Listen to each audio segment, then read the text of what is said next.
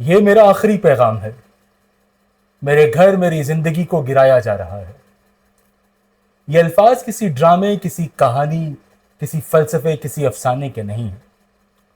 24 سال سے اس ملک کو سنبھالتے، پنپتے، نکھارتے ہوئے اس استاد کے ہیں، جس کے 24 سال کے بدلے میں اس کو صرف 1 گھنٹے کے نوٹس پر اس کا گھر اس کے بچوں کے سامنے مسمار کر دیا جاتا ہے. یہ معاشرے کا استاد ہے.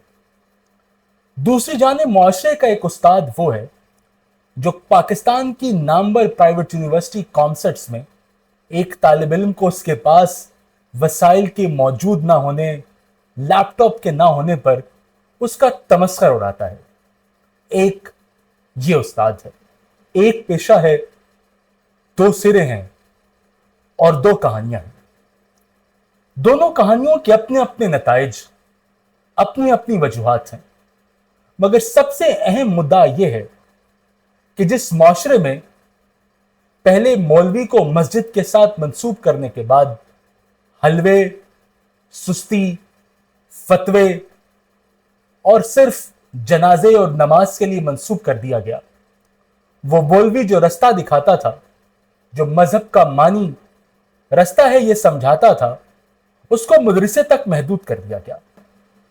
کیا کہیں یہی معاملہ استاد کے ساتھ تو نہیں ہونے جا رہا؟ اس سے پہلے ہم آگے جائیں، ذرا کہانی کے پہلے حصے پر چلتے ہیں اور دیکھتے ہیں کہ وہ 24 سال سے ایک نجی اسکول میں پڑھانے والا آدمی جو نہ جانے اپنی خواہشوں کو کتنا مسمار کر کے اپنے بچوں کے اوپر ایک چھت لے کر آتا ہے. میں آپ کو اس کی کچھ باتیں سناتا ہوں. وہ محض باتیں نہیں ہیں، وہ اس ملک، اس نظام، اس فرسودہ معاشرے پر کچھ سوالات ہیں جن کے جواب ہمیں سمجھنا اور دینا بہت ضروری ہے. ذرا یہ دیکھیے. مجھ سے کوئی غلط ڈیسیجن ہو جاتا ہے، میں کچھ غلط کر لیتا ہوں، دین ہو از ریسپانسبل، می اور اسٹیٹ؟ میں نے ڈاکٹر دیے ہیں اس ملک کو، میں نے انجینئر دیے ہیں، میں پچھلے 16 ایئر سے پڑھا رہا ہوں. اگر میری گورنمنٹ جاب نہیں ہوئی تو اس میں میرا کیا قصور ہے؟ لوگوں سے مجھے بتا رہا یہ تھا کہ سی ڈی اے نے آج گھر گرایا ہے میرا، اور یہ دیکھ لیں، اور گھر گرایا ہے یہ کہہ کہ جی انلیگل ہے. اگر انلیگل ہے تو انہوں نے بجلی کیسے دی؟ یہاں پہ بجلی کے میٹر کیسے منظور کیے؟ گیس کے میٹر کیسے لگائے انہوں نے؟ روڈ کیسے دیے انہوں نے اگر انلیگل ہے تو؟ یا پھر اتنی آبادی یہاں پہ انہوں نے آباد کیسے ہونے دی انلیگل ہے تو؟ 1 گھنٹے کا نوٹس یار، 1 گھنٹے کے نوٹس میں کیسے آپ کسی کا گھر توڑ سکتے ہیں؟ کیا ہم انسان نہیں ہیں یا پاکستانی نہیں ہیں؟ اگر میری جان چلی جائے گی تو ذمہ دار کون ہوگا؟ یہ حکومت، یہ ملک، یہ میڈیا، یہ وہ تمام افراد جو صرف تماشا دیکھتے ہیں؟ تو اس کے 3 سوالات بہت اہم ہیں.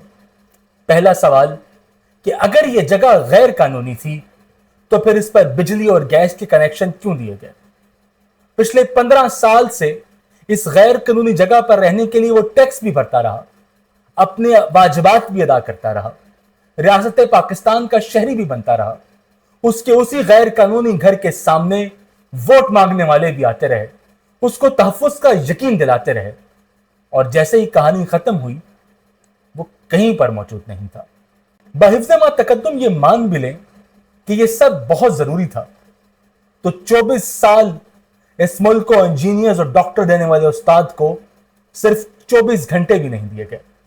1 گھنٹہ صرف اس لیے دیا گیا کہ تم اپنا سامان اور اپنے بچوں کو یہاں سے زندہ نکالو، کیونکہ ہم تو نیست و نابود کرنے آ رہے ہیں.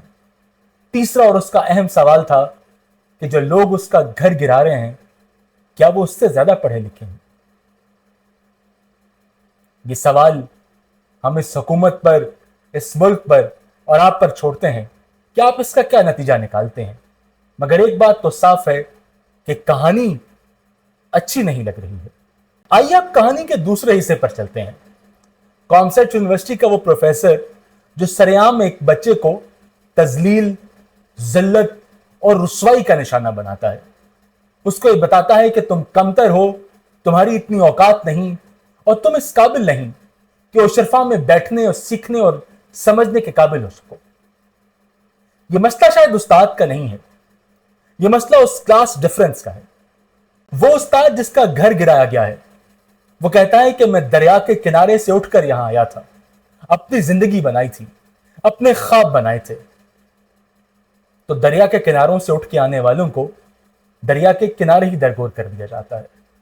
اور کامسٹس کا وہ بچہ بھی ظاہر ہے کسی میرے جیسے گھر کا ہی ہوگا, جس نے تنکا تنکا کر کے خواب دیکھے ہوں گے, جس نے بچپن سے مٹی کے گلے میں سکوں کی صورت میں ایک ایک خواب ڈالا ہوگا, اور جب وہ سمجھا ہوگا کہ ہاں آج میں پڑھ کر اس قابل ہوں کہ ملک کی اعلیٰ یونیورسٹی میں اعلیٰ ذات کے گندے لوگوں کے ساتھ بیٹھ سکوں, تو ان کی گندگی ان کے سامنے آتی ہے. استاد کا یہ روپ اتنا ہی بھیانک ہے جتنا اس استاد کے ساتھ ہونے والا رویہ بھیانک ہے, اور یہ پورا معاشرہ بھیانک ہے. یہاں پاگل ہوئے کتوں کے لشکر دندناتے ہیں, یہاں پہ خونی بلائیں کوچا و بازار میں رقص کرتی ہیں, یہاں کا شاد باد برباد ہو چکا ہے.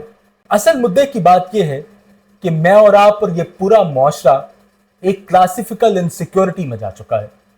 کسی کو کامیاب ہوتا دیکھ کر ہمیں تکلیف ہونے لگتی ہے.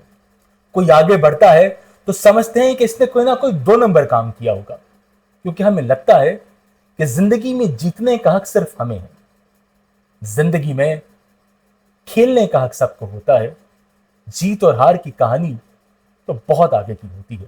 اور یہ جن کے پاس جنریشنل ویلتھ بھی ہے تو کوئی نہ کوئی ایسا تو تھا جس نے ٹائر کی دکان سے ایک پورا, اور ایون جن کے پاس سے جنریشنل ویلتھ بھی ہے, جو سمجھتے ہیں کہ پیسہ گننے کمانے سونگھنے رکھنے کا اختیار صرف ان کے پاس ہے, تو اس جنریشنل ویلتھ میں بھی کوئی تو ایک ایسا ہوگا جس نے دریا کنارے بیٹھ کے خواب دیکھا ہوگا. حکومت ہو, عوام ہو, استاد ہو, یہ معاشرہ ایک گھمبھرتا کا شکار ہو چکا ہے. اس سے پہلے کہ ایک گھمبھرتا مجھ تک اور آپ تک پہنچے سنبھل جاتے ہیں, ورنہ کہانی اچھی نہیں لگ رہی ہے. اگر آپ کو آج کی ویڈیو اچھی لگی تو چینل کو ضرور سبسکرائب کیجیے گا اور اپنی آراء سے کامنٹ میں آگاہ کیجیے گا.